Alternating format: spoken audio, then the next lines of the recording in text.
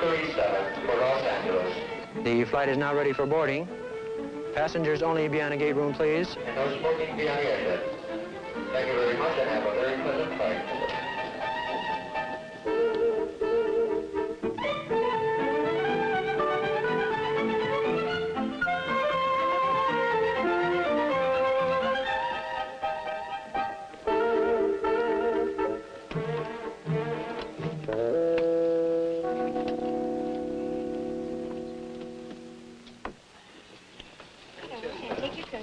Thank you. Quite welcome. Thank you. You're welcome. Please, ma'am. Thank you. Well, this traveling by jet is really something, you know. Here we are in Chicago, and 4 hours from now we'll be in L.A. It's hard to believe. You do much flying? Quite a bit. Oh, brother, so do I. I'll bet you I've got as many hours in the air as our pilot up. Well, almost as many anyway. I've been flying for years. Matter of fact, yes, ma'am. May I have your ticket, please? Surely. To Los Angeles? That's right. Mr. Peacock? Yeah, like a bird. Why, hello, Mr. Craig. I didn't recognize you. It's been a long time since you've flown with us. Hope you have a nice trip. Well, thank you. Sure I will. You some kind of celebrity or something? Hardly. Well, if you don't mind my asking, what kind of work are you in? Well, not at all. I'm with the FAA. Oh, one of those government agencies.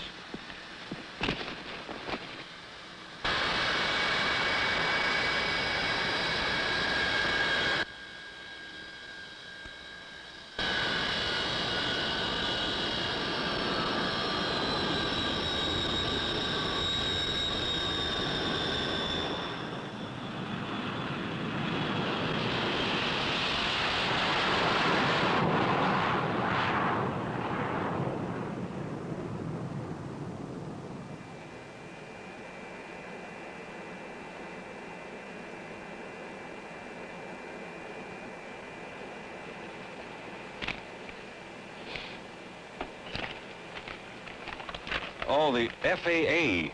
You mean you're with the Federal Aviation Agency? That's right. Well, you must excuse me for being so stupid. With all the traveling by air that I do, you'd think I'd recognize those initials, FAA, anytime I hear them. Well, there are a lot of government agencies known by their initials. It's pretty confusing sometimes, even to those of us who work for the government. Yes, but FAA. For Pete's sake, I've sure read enough about you fellas. But there's one thing, I've never been able to figure out exactly what you do.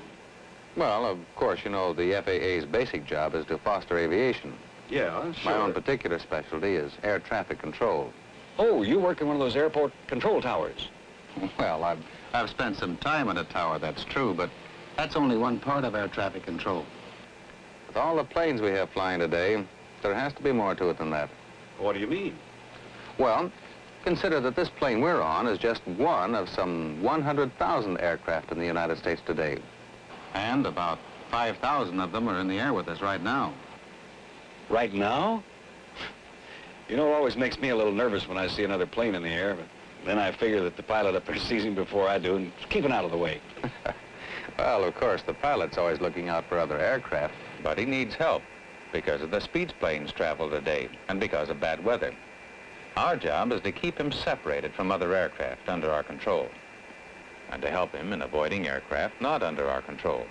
Well, you mean fellows on the ground like you control these flights, I take? A good many of them, yes. Of course, the pilot always makes the final decisions on the operation of his aircraft, like determining whether to take off or land, whether to operate on an instrument flight plan or conduct his flight in accordance with the C and B scene principle. During good weather, many pilots operate visually, on their own, without air traffic control assistance. But there are over 18,000 specialists working around the clock in facilities throughout the system to assist him on his way and help bring his flight in safely. 18,000 men. What do they all do? I want to warn you, you're getting me started on my favorite subject. Well, with all the flying I do, it could easily become my favorite subject too, so go ahead. All right. Well, let me start by explaining what makes up our air traffic control system. Now, first of all, the airspace in this country is divided into a number of geographical areas. Flights through each of them are controlled by an air route traffic control center. An air route traffic control center is a complex facility where many air traffic controllers work to control the flights of aircraft on instrument flight plans through their particular area. They keep track of all aircraft under their control, using radar wherever possible, and are in constant voice contact with them by radio. Chicago Center radar contact crossing Victor 429. ARTC centers control commercial aircraft, plus military aircraft, as well as many aircraft in the group we call general aviation. This includes all the other kinds of aircraft, private planes, business aircraft, and so forth.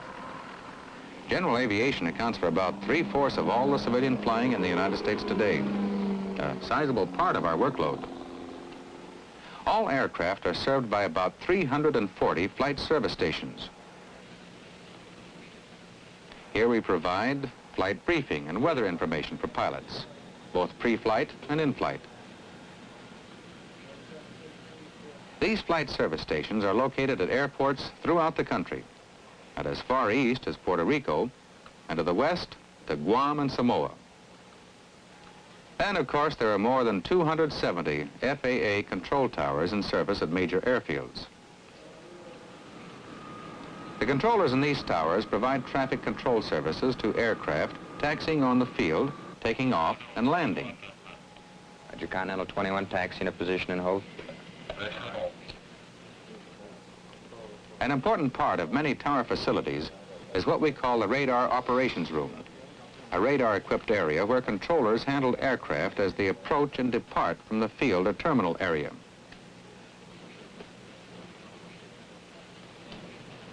Code 3, code 04, Roger. This is one of the most critical jobs in air traffic control because of the complex traffic patterns around many terminal areas. You know, it's hard to believe, but last year in this country, there were more than 26 million takeoffs and landings handled by air traffic controllers. And the number is increasing all the time. That's a lot of airplanes to be responsible for. Yes. And the important thing is this. Every one of those planes is loaded with people. That's the thought an air traffic controller never lets out of his mind. Well, take this plane, for example. These people are more than statistics to us. I don't mean to get dramatic, but every passenger on a plane is a human life that is entrusted in a great measure to the skill and judgment of the pilot and to the air traffic controller. You all must feel a tremendous moral responsibility to the people who fly. You bet we do. You know, I fly someplace every week. I get on board the ship and the plane takes off and I sit back and read a little, talk to my neighbor, snooze a little. Before I know it, we're there. I hardly have given any thought that there might be somebody on the ground who's looking after me. In a way, that's the biggest compliment you could give us in the aviation business. Because our aim is to make sure that you and everyone else who flies travel with complete confidence. You know, it's just beginning to dawn on me that there's a lot more to a flight like this than meets the passenger's eye. Yes, this flight, for instance, actually began at least an hour before scheduled flight time. See, after the pilot studied the weather and other details, he filed his flight plan with the company's operations office. The clerk passed it on to the Chicago Air Route Traffic Control Center.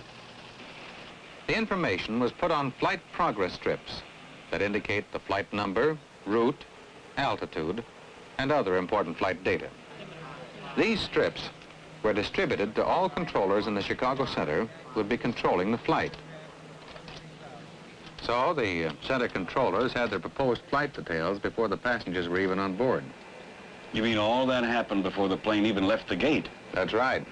Then, as soon as all of the passengers were on board and the flight crew had run through a pre-start checklist, the co-pilot contacted the O'Hare ground controller in the tower. O'Hare ground control, United 837, gate E5, taxi clearance, IFR Los Angeles. Go ahead. In the tower, air traffic controllers manned different positions associated with the departure phase of the operation. United 837, this is O'Hare ground control. Clear runway 32 left, taxi via the outer taxiway. Wind 330 degrees at 12. Altimeter 29904, over. Roger, United 837. In addition, controllers in several other tower positions are concerned primarily with arriving aircraft. All these men are fully qualified to serve in each position, and they rotate every couple of hours. While we taxied out to the runway, a tower controller, known as the flight data man, contacted the departure controller in the Chicago Air Route Traffic Control Center for an instrument clearance for our flight. And requesting United 837 IFR Los Angeles. The controller in the center checked the flight strip for our flight to make certain there were no conflicts with other flights in the area. Then he gave the tower flight data man the clearance for our trip. United 837 Slant Bravo cleared to the Los Angeles airport by Victor 172, Victor 1508 Charlotte. Des Moines is 068 radio to Des Moines, J60. Maintain 5,000 until Malta, then climb and maintain flight level 260, TS. A clearance delivery man working with the ground controller passed this clearance along with local departure instructions to our pilot while taxiing to the runway. Maintain 5,000 until Malta, then climb and maintain flight level 260. Climb to 2,700 on departure heading. Reply code 10, over. ATC clears United 837 to the Los Angeles airport. Victor 172, Victor 1508 Charlotte. Once the co-pilot repeated the clearance and the pilot had run through his pre-takeoff checklist, the co-pilot advised the local controller in the tower that we were ready for takeoff. O'Hare Tower, United 837, ready for takeoff, 32 left. When traffic permitted, the local controller in the tower gave us our clearance to take off. United 837, O'Hare Tower, 32 left, cleared for takeoff. The takeoff clearance was heard on interphone by the radar departure controller in the radar operations room below the tower, as well as on radio by our pilots. United 837.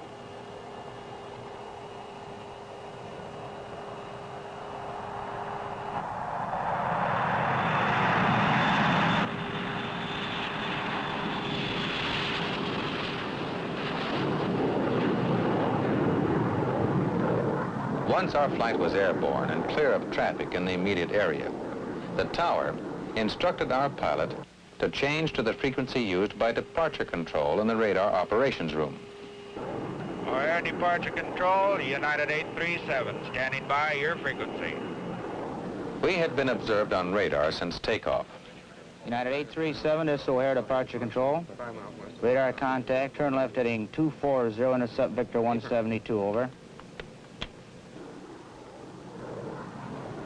When we approached the radar control handoff point in O'Hare's terminal area, the departure controller began procedures to hand us off to the Chicago Air Route Traffic Control Center. United 837, intercepting Victor 172. 4 miles from Victor 429er, over. Roger, United 837. Chicago Center, O'Hare departure. Chicago Center, go ahead, O'Hare. United 837, 3 miles east of Victor 429er, code 10.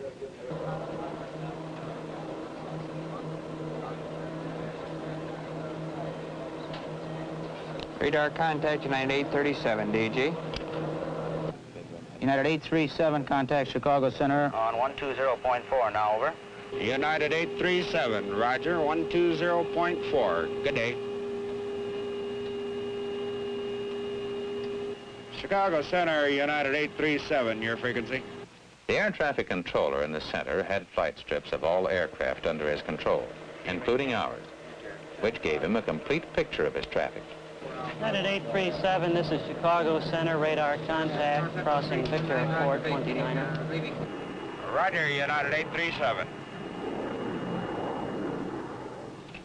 At this point, control of our flight was transferred from O'Hare to the Chicago Center.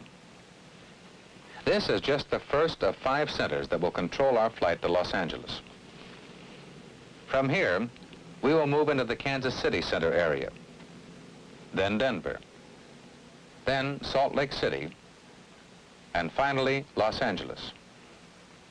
The route we are taking is clearly marked by electronic navigational aids known as VOR, or VORTAC facilities. VOR and VORTAC facilities are actually radio navigation stations They're located all over the country and form the basis of a whole network of highways in the sky. These facilities are operated and maintained by FAA personnel, so pilots will have a dependable, easy-to-use, static-free aerial navigation system. 63 FAA aircraft fly some 50,000 hours yearly, checking and monitoring the accuracy of these facilities. Like all center control areas, Chicago is divided into sectors, almost like several small centers within the larger center. A team of controllers works each sector. Some sectors, such as Chicago's west departure, handle traffic up to 24,000 feet.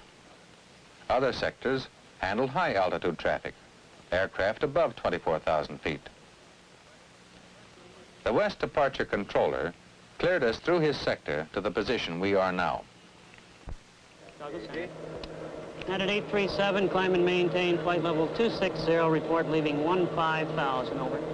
United 837, roger, leaving 5,000 for flight level 260, report leaving 15,000. United 837, traffic, 10 o'clock, 15 miles, northwest bound. We don't have them, center. How about a radar vector? United 837, turn left heading at 220. Left to 220, United 837.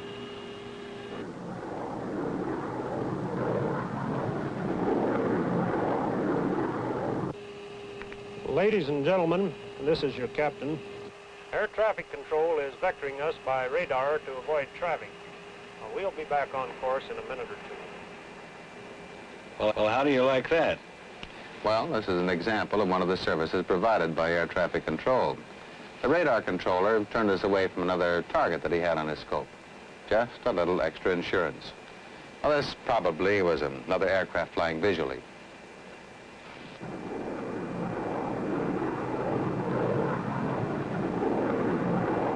It looks like they're turning us back to course now.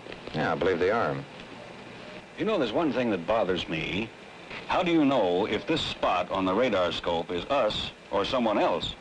Well, there are several methods of identifying a radar target. If we're communicating with the aircraft, the simplest one is what we call a radar beacon. Normally, the target is seen on the controller's scope as a double slash. If for some reason identification must be verified, the controller asks the pilot to respond by pushing a button in the cockpit. If this is the aircraft, the target blooms. Now, there are other methods to identify aircraft, but this is the quickest. It all seems so simple. You wouldn't think so if you ever saw the inside of a control center. It's the most complex scene imaginable. Controllers everywhere, radar operating, voices calling, phones ringing, lights blinking. But to the air traffic controller, it all makes sense. For out of all the complexity comes an orderly and effective system of air traffic control.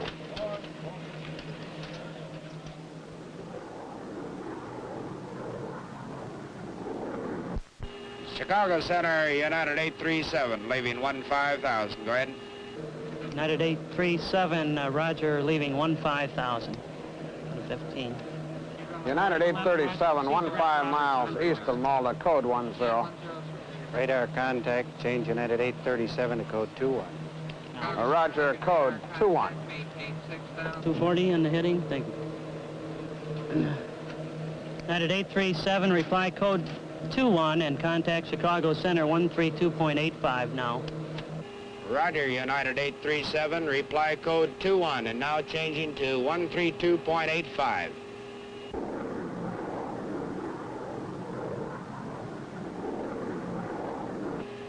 Chicago Center, United 837 on 132.85.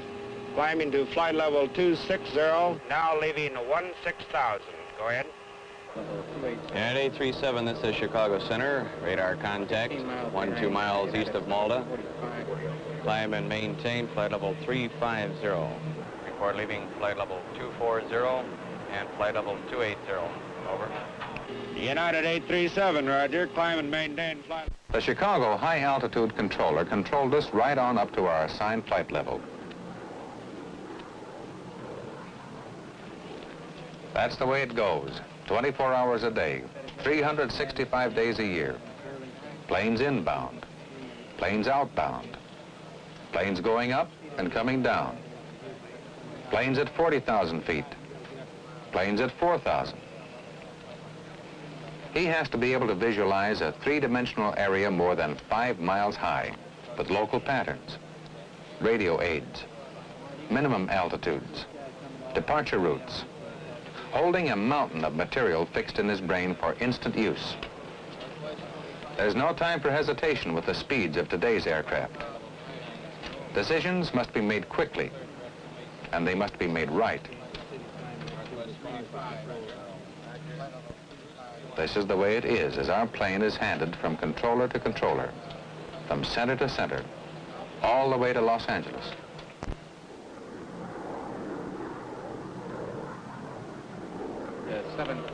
United 837 Chicago Center, contact Kansas City Center now on 132.4. Over. Kansas City Center, United 837. Okay, right there. United 837, this is Kansas City Center, radar contact, 5 miles east of Des Moines. Enjoy doing it. Enjoy the traveling. And I represent a real good, but an awfully good line. Denver Center, United 837, requesting flight level 310. Headwinds are quite strong here at 350. Go ahead. United 837, Denver Center, stand by. Transpose 27. United 837, unable to approve flight level 310, account converging traffic on J80. United 837, this is Salt Lake Center, stand by this frequency. Los Angeles, go ahead. United 837, 25 northeast of Boulder City, YM. Well, it seems to be obvious to me that it must take a special breed of man to be an air traffic controller. Well, that's what they say. The main thing is the ability to combine quick, accurate decisions with sound judgment. I guess some people just do that a little better than others. Where do controllers come from? Like you, for example. How'd you get started? Well, I was a pilot during the war.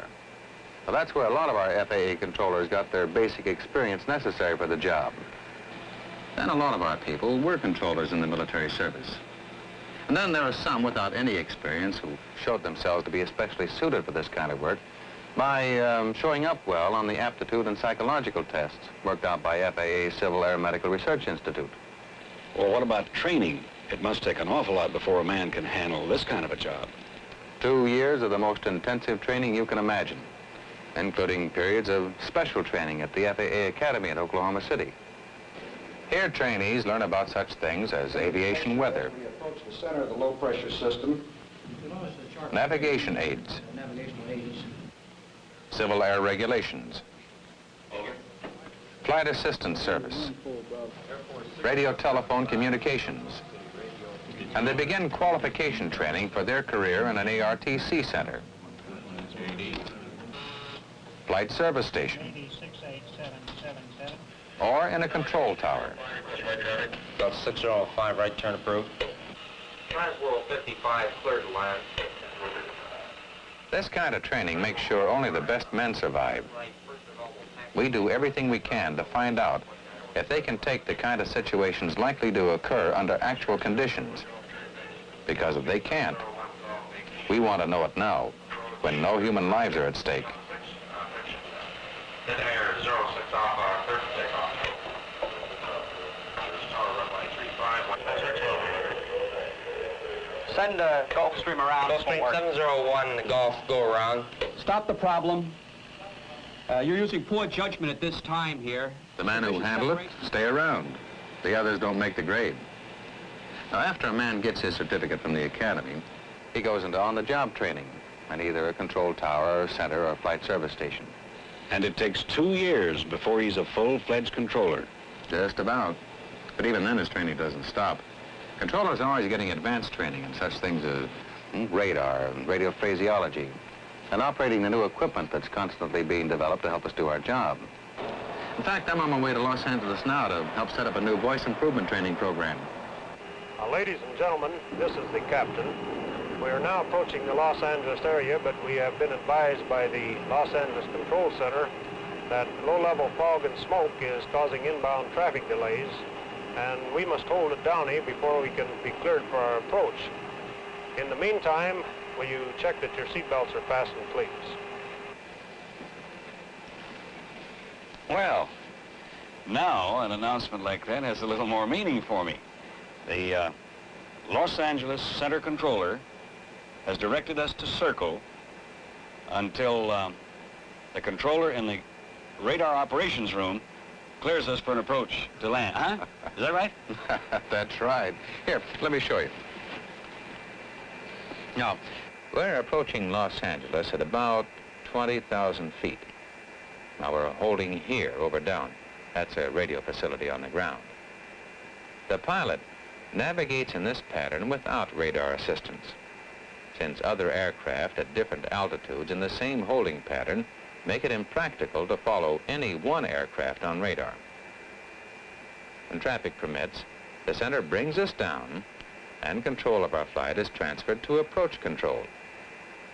After we leave Downey, the approach controller will pick us up on radar and guide us to the final approach course to the runway.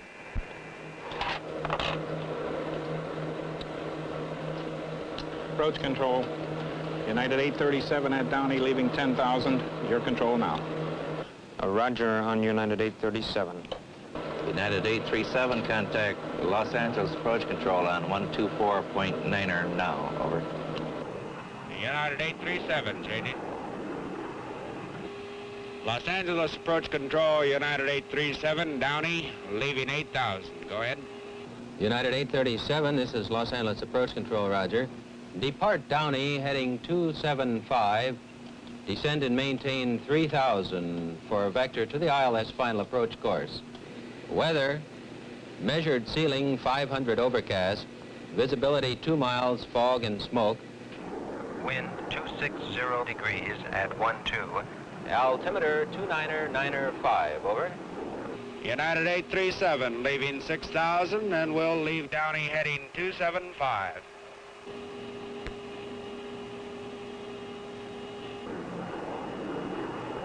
Los Angeles Approach Control, United 837, leaving Downey and 4,000. Go ahead. United 837, radar contact, descend to 2,000, 7 miles from the outer marker. Turn left heading 245, cleared for ILS 25 left approach. Radar advisories on localizer voice. Contact Los Angeles Tower on 118.9er now, over. United 837.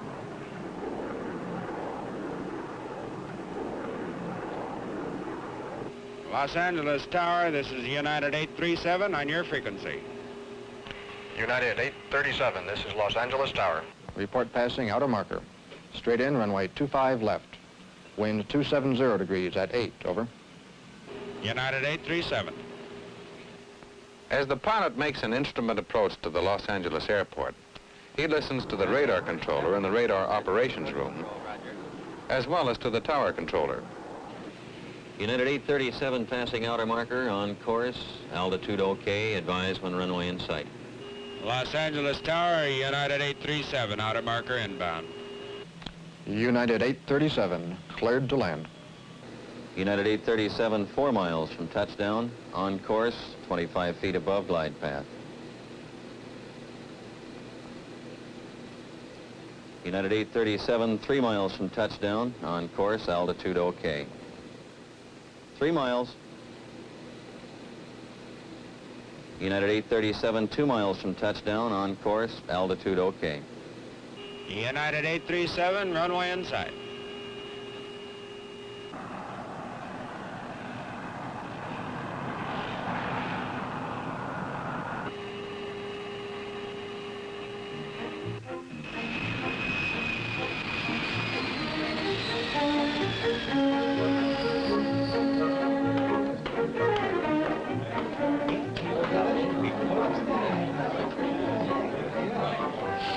Well, I warned you not to get me started about air traffic control. You know, I'm afraid I've talked your ears off. Oh, not at all. I've enjoyed this flight more than any I've ever made. You know, getting behind the scenes and learning how all this happens. Let me say this, Mr. Craig. Speaking to all the air traffic controllers from all of us who fly, thanks for helping to get us there safely.